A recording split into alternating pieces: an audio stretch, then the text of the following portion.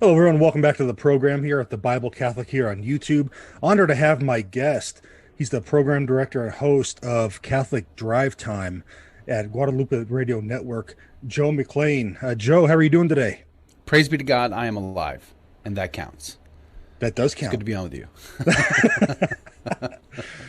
Well, funny It's good to story. be on. Thanks for having me. Oh no, it's my pleasure to have you on. And a funny story. I didn't want to tell you this off air. A few months ago, I went on Twitter and probably posted a tweet I shouldn't have. You know, we all have moments like that Sure. where I was having issues finding a good Catholic radio show to listen to in the morning. And our friend David Gray said, check out Catholic Drive Time. Hey, And, good man. I like that man. and lo and behold, the creepy things that YouTube does sometimes. There was in the Sure. recommendations the next morning. I've been listening Praise ever God. since. So That is, isn't that weird? You can say things out loud or have conversations, and all of a sudden it just haunts you in like advertisements and suggestions all over the world, and wherever you go. It's just a little creepy, but welcome to algorithms. yeah, exactly how it goes. Yeah. So how long have you been over at Guadalupe Radio? Almost 9 years, praise be to Okay. God. Great. So I started with Guadalupe Radio Network as a general manager. I opened the Houston market for the Guadalupe Radio Network back in 2013. So I started talking to them in 2012, came on board full time in March. I think it was March of 2013, opening the station in Houston. And then I remained the general manager there up until a few years ago when I moved up into network leadership. And now my title is program director for the whole network. But the big bulk of what I do is I host the morning show, which is a 5-day-a-week, 2-hour drive time program that's nationally syndicated. So we are on like some 50-plus radio stations around the country. Great. That's fantastic. Great to hear. So I asked you to come on today, one, because I really love your show. And Thank you. secondly, talk about St. Ignatius of Antioch. You had talked about him, you and Adrian, a couple months back. So I guess, can you tell us a little bit about this great saint? Like maybe what Yeah, his background is. for sure. St. Ignatius of Antioch is somebody who's probably responsible for converting hundreds of thousands of people into the Catholic faith. Just so incredible. The way I've discovered Ignatius of Antioch was through being challenged by an anti-Catholic Protestant pastor, televangelist named Alistair Begg, a Scotsman with a brogue, and he tried to say, because I used to listen to, I'm a convert to the church, and I used to listen to Protestant radio all the time. And I loved, Greg Laurie and David Jeremiah and the Bible Answer Man and Alistair Begg and all of these Protestant pastors. I listened to them all the time. And it was Alistair Begg who said, it was Constantine who corrupted the Christian church, and he brought in all these pagan ideas that became the Catholic Church. And that just clicked with me. It was like a light bulb that went off in my head. And I said to myself, I can just go back in time. I could just go and search. Surely there must have been some opinion of the early Christians prior to the birth of Constantine, after the last book of the Bible was written and before Constantine was born. There had to be some evidence from that time period where they have an opinion of sacred scripture, they have an opinion of worship, they have an opinion of what it means to be Christian. And I thought to myself, I could go figure that out, and then I would use that as my guide to go find the true church. And so I just, like a knucklehead, I just went online and I searched for, and back in those days, we're talking web crawler. I don't even think it was Google at the time. I just searched early Christian writing, and I found a website, wouldn't you know it, earlychristianwritings.com. I mean, like genius. And I'm pretty sure it's a Protestant-maintained website and mostly references Protestant translators and theologians and their opinions and scholars, Protestant scholar opinions on these documents. But they tried to list all of these early documents based on when the sort of the popular understanding of their dates and times of been writing. So I just said, okay, I'm going to start at the beginning. And I started reading all the documents I could find that were outside of the New Testament and before the time of Constantine. So I read the Didache, was one of the first things I read. And most scholars, according to this website, said that it was written around the 50s, maybe 60s AD. Some scholars place it later. But within the living memory, within the time, the actual living of apostles, and you read that document, it blows your mind. And then, Ignatius of Antioch was like the next on the list. And this is 110 AD. And at the time I was going through these documents, I was Catholic already. I'd become Catholic just to get married. I had a mystical encounter with Jesus that literally saved my marriage from divorce. And I was on a roller coaster ride listening to Protestant pastors, listening to my Protestant family, my fallen away Catholic neighbor who became Baptist, all tell me that the Catholic Church was the whore of Babylon, and I needed to leave right away. And I was just confused, and I was reading scripture every day, but I was really confused by it all. And then I discovered, as I just explained to you, the early Christian writings, these early church fathers. And Ignatius in particular had a big impact. So did Justin Martyr had a big impact on me. Tertullian had a big impact on me. Irenaeus, Clement of Rome. I mean, all the Shepherd of Hermes. All of these documents were just amazing. Even Origen, like one of my favorite heretics of all times. And but when you go to Ignatius of Antioch, he's something special. And it becomes obvious when you read these documents that there's something special going on here. And here's the deal with Ignatius of Antioch. He is writing in about the year 110 AD, and it could be earlier, maybe a little later, depending on the scholar you choose to follow on that.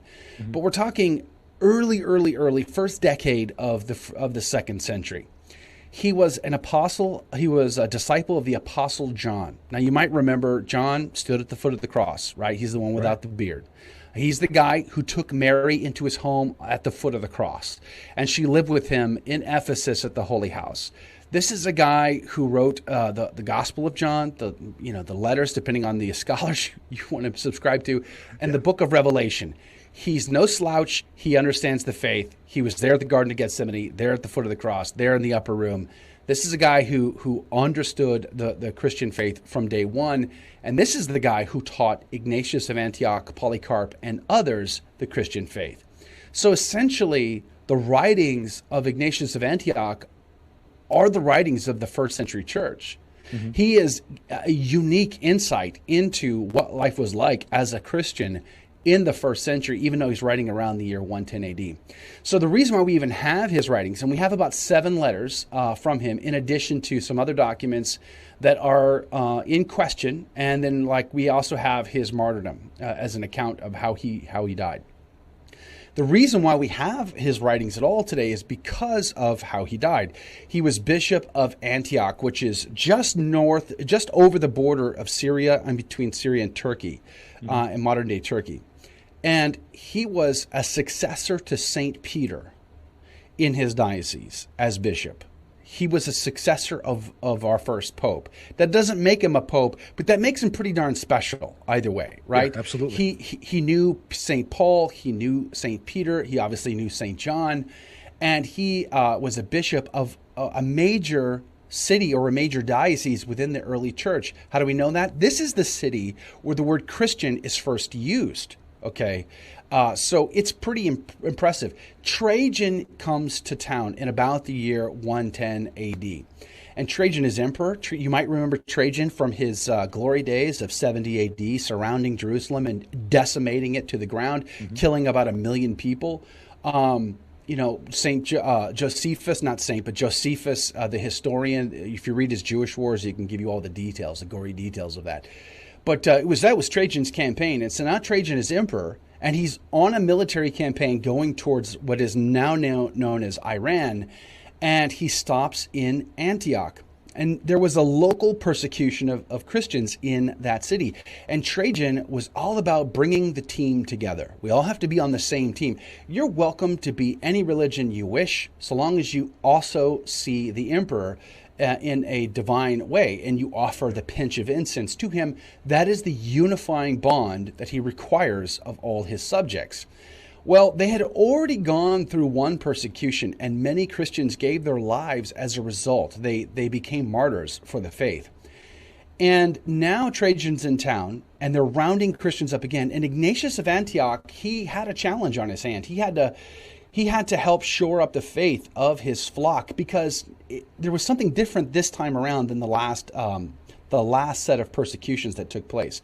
This time around, there was a group of heretics in his diocese called the Docetists.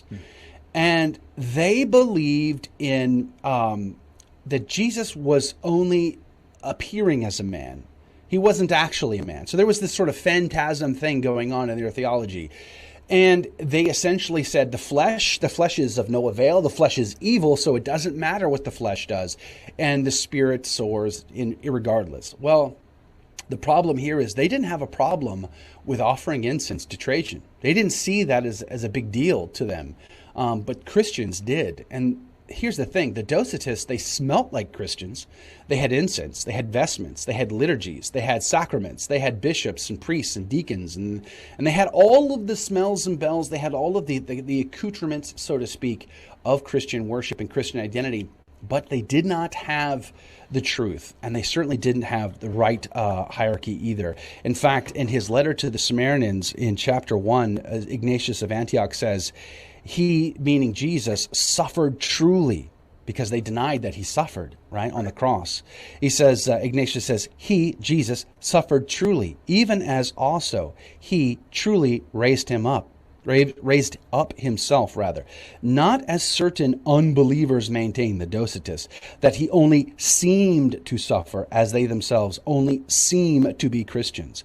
And as they believe, so shall it happen unto them, when they shall be divested of their bodies and be mere evil spirits. So he is addressing right away the big issue of his time, which is the Docetists and their lack of true proper understanding. Well, the Christians in his diocese had just gone through a persecution. Now they're being rounded up again. Would they have the fortitude, the perseverance to once again offer their lives all the way to martyrdom when they could simply go over to the Docetists? They could continue to look like Christians. They can have the liturgies and the smells and the bells. They could have all of that, only they don't have to die. Think about the temptation that very tempting. Very tempting to not have to die, to be called a Christian but not have to have the ultimate sacrifice, to join your Lord, to pick up your cross and join your Lord there on Calvary. So this was his big challenge. And some scholars say he was arrested. Some scholars say he volunteered himself. So it's up to you as to which you're going to go with, I guess. We won't know until on this side of the heavenly veil. However, either way, he was brought before Trajan, who was in town at the time, and we have an exchange between him and Trajan, and that's recorded in his martyrdom, and you can read it. It's amazing. All these documents are available online. I encourage everyone to Google Ignatius of Antioch letters. You'll find them. And you see this wonderful exchange where Trajan is sort of asking him if he's a Christian, and Ignatius admits that Christ is inside of him. And Trajan realizes what kind of a jewel he has before him. Because Ignatius was a disciple of the Apostle John himself, he was given special preeminence. I mean, he was the successor of Peter in this diocese. Right. So he was kind of like a metropolitan. He was up there. Everybody knew him. They loved him. They revered him. They considered him a very holy and pious bishop. And Trajan realized who he has in his grasp. And so he didn't want to just martyr little Ignatius right here in Antioch and waste the opportunity. Instead, he assigned 10 Roman soldiers, whom Ignatius called leopards. And he had him brought all the way back in chains to Rome, to the eternal city, where he would be put into the Colosseum there in Rome and fed to the lions. And that is why. It's that journey back to Rome where he stops along the way and he writes these letters. He receives delegates from all over the ancient Near East church. They come to visit him while he's on his way back to Rome, and he writes these letters. And it's because of that journey that we have these letters today. So what are some of the things that we can learn about the ancient faith from these letters? I mean, you mentioned Docetism a moment ago. What are some others? Yeah, it's amazing. Again, when I was reading these documents, my mind was blown. I had already discounted the Catholic faith at this point in my journey. Even though I was still Catholic and I was going to Mass, I was pretty convinced that I was going to become a Protestant again. And I was simply looking for the proper church to go to. I didn't want to just go anywhere. I wanted to know where to go and then go. So I was staying in the church feeling some reverence in the sanctuary that I knew I wasn't going to get in the Protestant world, and looking for guidance. And that's where I was when I started reading these documents. So when I was going through, like the Didache, for instance, and the Didache talks about baptism, and, you know, the Protestant mentality I had was baptism by full immersion, you know, baptism many times even. And you realize that in the ancient church, baptism by any amount of water could be done. The amount of water was less important as the formula was important. And the fact that the other thing you learned from the early church was you only got baptized once. You didn't get baptized over and over again, because an ontological change occurred during that sacrament. You know, you were stamped in the soul with an indelible mark that you've been baptized, which means souls that are damned for eternity, and the demons punish those souls more than others because of that indelible mark. So you see all that from the early church writings, and the Didache was an excellent example of many things, like going to confession before receiving communion, Mass on Sundays, you know, how many Seventh-day Adventists and Jehovah's Witnesses and others that we encountered where they deny Sunday is Sabbath. Well, you go back to the early church, it's clear Sunday is Sabbath. So that's the Didache. Well, the very next step for me was Ignatius of Antioch, and I was already going, wow, gee whiz, that Didache was very careful. Let's just not tell anybody that, okay? Let's just move on.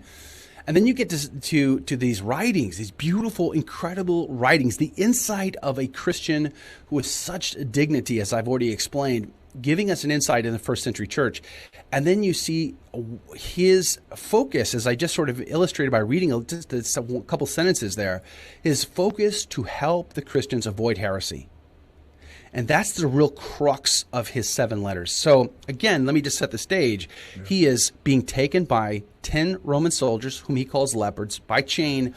They march him through Turkey. They could have gotten onto a boat in Antioch, but they instead march him through Turkey, and they're making their way back, and they stop along the way. You don't usually get on the Mediterranean during the winter. You know, that's usually a bad thing. A lot of people die that way. So I think they winter in Smyrna, where they hang out with Polycarp, and he lives in Polycarp's house for several months. And delegates from all over the church send deacons and priests to come visit him. And he welcomes them and sees them, takes audience with them. In fact, the letter writing campaign in the ancient Roman world, believe it or not, you could send letters, and there were mail routes and there were couriers. Well, they could send letters ahead of this entourage of these soldiers carrying Ignatius, and the letter would arrive before he would. And when he would arrive, people were waiting to see him. I mean, this is, you know, first century AD. It's amazing. They didn't have text messages, phone calls. Right. They didn't have emails. They had no social media. And yet the record shows that they were waiting for him to arrive. So that's the stage in which he is writing these letters. And it is on his heart, letter after letter after letter. Number one, do not fall into heresy. There's a clear distinction here between looking like a Christian and being a Christian. Yes. And he encourages. And so this is interesting because a lot of non-Catholics struggle with the idea of hierarchy, right? Today, in the gospel that I read today on my radio show, it was from Matthew 13, and the 2 parables, the mustard seed and the leaven, both illustrate how the church starts as a tiny thing, but develops into an epic thing over time. This is the heart and intention of our Lord. Well, by 110 AD, again, within the very living memory of all the apostles, you already have a very clearly established hierarchy going on. You have bishops, you have priests, you have deacons, and you have Ignatius of Antioch over and over and over again saying, don't do anything outside of your bishop. Your bishop must have approval. And his letter to the Philippians, or rather to Polycarp himself, to the bishop and his fellow disciple of the Apostle John, Polycarp also studied under John, you have him exhorting him to, as bishop of your flock, you must maintain that shepherd's love for your people. You must maintain that unity. They must be in unity with you. And this is where it gets really cool. Okay, so this blew my mind with Ignatius of Antioch the first time I ever read it. Again, I can't emphasize this enough. 110 AD, not hundreds of years later, within living memory of the apostles, in his letter to the Samaritans, he says, do nothing outside of your bishop. For where your bishop is, like Christ, there is the Catholic Church. He was the first to give us a recorded record of the use of the word Catholic to describe the church. Now, this is important not just because the word Catholic is used. I mean, again, 110 AD, Catholic is being used. 200 years before Constantine comes onto the scene, Catholic is already being used. Bishops, priests, and deacons already are the standard hierarchy in the church. You can go back to St. Paul in the New Testament and see it there as well. It's not as though it got invented later. It was handed on from the apostles, right? So this is the duh moment. I mean, like, Christ establishes it, gives it to the apostles hand it on to the bishops, et cetera, et cetera. So we see that clearly. But the word Catholic has a very unique meaning here. It's a conjunction of two Greek words, kath and halal. And depending on who you look at, it means universal. Yes, that's true. But the way Ignatius of Antioch is using it is the fullness, the wholeness. Where is the wholeness of the Christian faith found? The fullness, the wholeness, it is found with the bishop, who is like Christ. So in other words, what he's saying to you is, you're going to be tempted to fall into heresy. And they're going to play a good game. They're going to put on a good show. They're going to pretend very, very well. But you're going to have to make a choice. And you must stick with the authentic hierarchy of the church. The fullness, the wholeness, the Catholic faith is found with the bishop. That is so important, especially in our modern times where there is so much debate, so much argument, so much confusion, so much modernist interpretations, even from bishops and even cardinals and even the guy in the white. There's a lot of issues that come from the top down. But it's Ignatius of Antioch who is reminding us of the design of the Master himself to establish his kingdom, his dynasty, with him sitting on the throne and his ministers serving at his court. They belong to God. It's not the other way around. And it is a unique insight into these letters. So that's like the main theme you're going to find over and over again in his 7 epistles. Some of the other things you're going to find are the true presence of Christ in the Holy Eucharist, the flesh of Jesus, he says.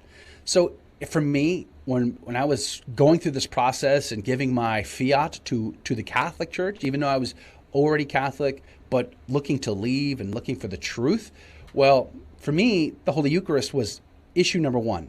I had to be convinced of the Church's teaching on the real presence of Christ in the Eucharist before I could even entertain the Pope, the saints, Our Lady, things like that. So for me, this was so critical when he talks about the flesh of Christ, the true presence of Christ in the Holy Eucharist, which the heretics deny. This is what he's talking about. Mind blown. He also makes references to going to confession before receiving Holy Communion. There's a reference to Our Lady. I mean, over and over again, you see through his 7 epistles, which aren't very long, they're short, they're sweet. There is a beautiful insight into Christianity in the first century. Like that mustard seed, it was planted and has grown just a little bit by the time 110 comes around, but you see the Catholic faith there, and it's on display, and it's really hard to argue with. Well, like you said, this all happened about 110 AD, and at this point, St. John may have been dead 20 years. So maybe, depending on your timeline. Yeah. So it still happened really early on. So this development already happened while St. John was presumably still alive. And that point about the Eucharist is really powerful, because you went back a moment ago, you talked about how it was all about combating heresy, Docetism, how they said matter was evil. Well, as Catholics, we believe the Eucharist is the body and blood of our Lord. So therefore, matter is not evil, because that's what the Lord uses to transform into himself. So very, very, very strong point. Joe, what can we do as Catholics today? How could we emulate St. Ignatius of Antioch today? Being sold out for the faith and realizing. So I think one of the things that gets missed in a lot of conversation, a lot of debate, especially among Catholics, even on Twitter, places like that, where the mad debates happen every day. Right. There's a reason why the Church teaches what she teaches. And it's not because we hate the world. It's because we love the world so much that we're not willing to let them just be self-consumed in their immorality, their depravity, their licentious behavior. Where would the charity be if we just let people commit sins and go skip happily and merrily to hell? Like, how is that charitable? As Catholics, we must love the sinner and hate the sin. Well, I think Ignatius really embodies that, especially in his writings. You see there is a heart. There's a heart to save even the heretics. There's a heart to save people from being fooled by heresy and just going into it in order to save their skin. Because he knew, again, dying as a martyr is not easy. I mean, when you go back and you start looking at some of the accounts from the Council of Nicaea, 325 AD, there were a bunch of bishops who, during the big persecution of the church, they basically gave themselves over to it. They either ran and hid, or they offered the incense and they saved their skin. And then only after did they recant, and there was a lot of arguments and debates about that. Tertullian, Origen got caught up in that debate. But you see these accounts of the Council of Nicaea of the bishops who had missing arms, big scars. They had been put into the grinder, and they said yes to Christ, even to suffer. And they're just staring down these bishops who are clean and they're not injured at all, walking into the chamber, right? And it's just like it's a stark contrast. It's pretty powerful to think about. Well, Ignatius of Antioch, well before ever that happened, he had gone through this persecution, as I said, and he is trying to help Catholics, Christians, from going into heresy to save their skin. So being sold out for Christ, I think, is step number one. And who